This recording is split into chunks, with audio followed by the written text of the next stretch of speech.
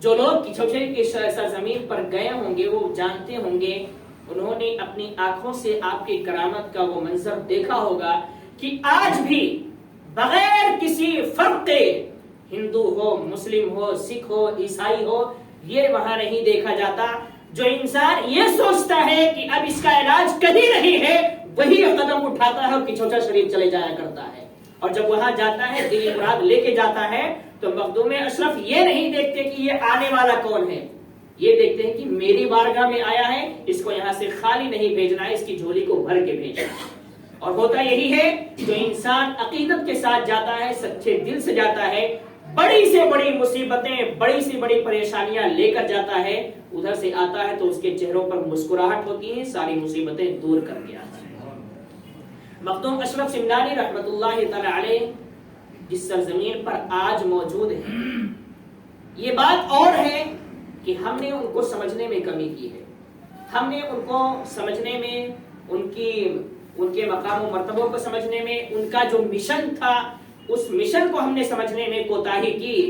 یاد رکھیں، اولیاء کرام کی طرف سے کبھی بھی کوئی کمی نہیں ہوتی ہے ہمارے لیے، یعنی وہ اپنا فیض لٹانے میں کبھی کمی نہیں کرتے ہیں، کمی ہماری طرف سے ہوتی ہے کہ ہم اس لائق ہوتے ہی نہیں ہیں کہ ان کا فیض لے سکیں۔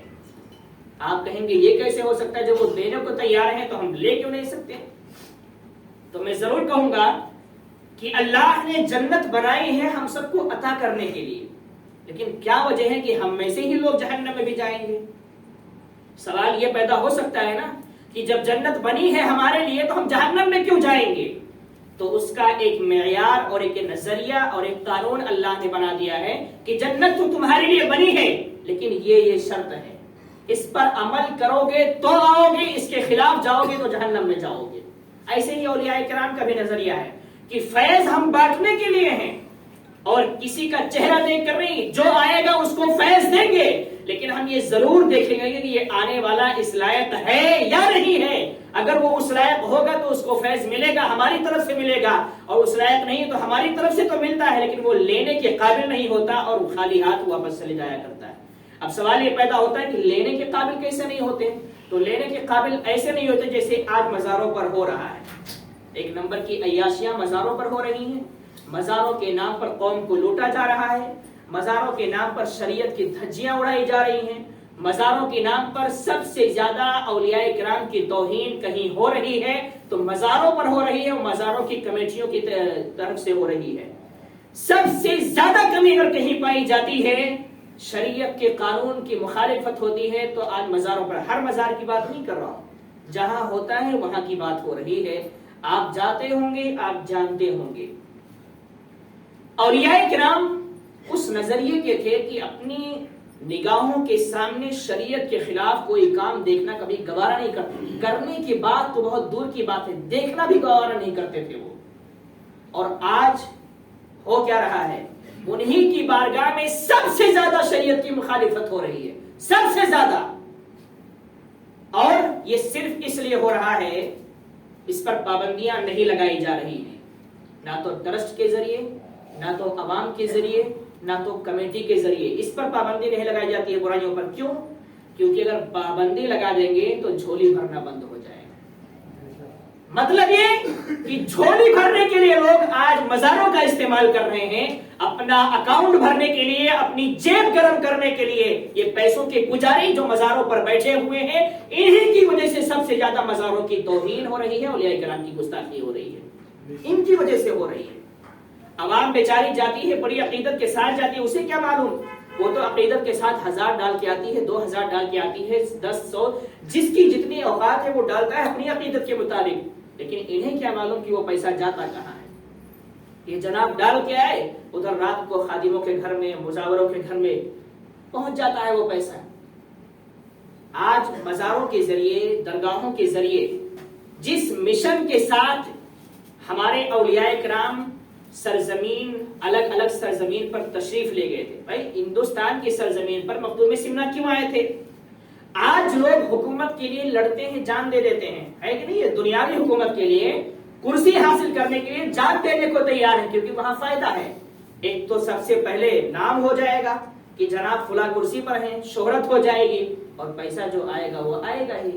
لیکن مخدوم سمنہ کو دیکھیں کہ نام کمانا نہیں تھا، کیونکہ ان کو معلوم تھا کہ جتنا نام خدا کی راہ میں ہوگا اتنا دنیا کے کام میں کبھی نہیں ہو سکتا. اس لیے انہوں نے دنیاوی سلطنت کو، دنیاوی بادشاہت کو پیروں کے نیچے ڈال دیا اور اللہ کے دین کی خدمت کے لیے نکل گئے. سمنہ چھوڑ کر ہندوستان کی سرزمین پر آئے. کس لیے آئے؟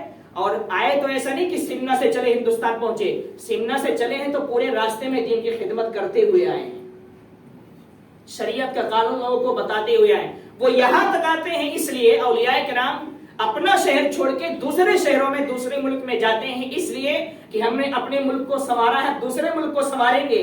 وہ بیچارے اس لیے گئے اور آج انہی کے مزاروں پر بیٹھے یہ پیسوں کے پجاری کیا کر رہے ہیں؟ جس مقصد کے لیے وہ آئے تھے اسی مقصد کی دھجیاں اڑا کے اپنا جیب گرم کر رہے ہیں، اپنا اکاؤنٹ بھر رہے ہیں. یہ آپ کی ذمہ داری ہے کہ جب آپ مزاروں پر جائیں، درگاہوں پر حاضری دیں، تو آپ اس بات کا خیال کریں کہ ہم کس مقصد کے لیے جا رہے ہیں. آج آپ دیکھیں ہندوستان کی سرزمین پر درگاہوں کی آپ اگر دیکھیں گے تو 95% درگاہوں پر عورتوں کو جانے کی پرمیشن ہے. بہت کم ایسے ہیں جہاں پرمیشن نہیں ہے. کیوں ہے؟ جبکہ شریعت کا قانون ہے کہ نہیں جا سکتی ہیں. حضور سیدی اعلیٰ حضرت نے یہاں تک فرمایا کہ اگر کوئی عورت کسی مزار پر جانے کا ارادہ کر لے، صرف ارادہ کر لے، تو گھر سے نکلنے سے پہلے ہی اس پر اللہ کی لعنت برسنے لگتی ہے. صرف ارادہ کر لے تو. یہ اعلیٰ حضرت کا فرمان ہے. لیکن آج کیا ہوتا ہے؟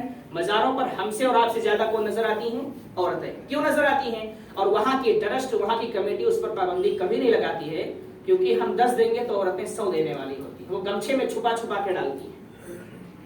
ان کو صرف ایک چیز سے مطلب ہے کہ پابندی لگا دو گے تو جھولی بھرنا بند ہو جائے. اب جھولی بھرنی چاہیے، چاہے لفظ میرے سخت ہو سکتے ہیں لیکن کچھ بھی ہو سکتا ہے. وہاں کچھ بھی ہو جائے، اب کچھ بھی میں آپ کچھ بھی سمجھ سکتے ہیں، وہ ان کو گوارا ہے، لیکن جھولی بند ہو جائے یہ گوارا نہیں ہے. تو اولیاء کرام جس مقصد کے لیے اپنے ایک شہر کو چھوڑ کر دوسرے شہر پر گئے، اس پر ہمیں غور کرنے کی ضرورت ہے اور ان کے مشن پر عمل کرنے، ان کی مشن کو آگے بڑھانے کی ضرورت ہے. مخدوم سمنہ جس لیے ہندوستان میں آئے، اس مقصد کو ہم اور آپ اپنی نگاہوں کے سامنے رکھیں اور اس پر عمل کریں. اللہ رب العزت ہم سب کو ان مقدس اولیاء کرام کے نقش قدم پر چلنے کی توفیق عطا فرمائے اور ان کے بتائے ہوئے راستے پر عمل کرنے کی توفیق عطا فرمائے. وما علینا الا البلاغ. السلام علیکم ورحمۃ اللہ وبرکاتہ.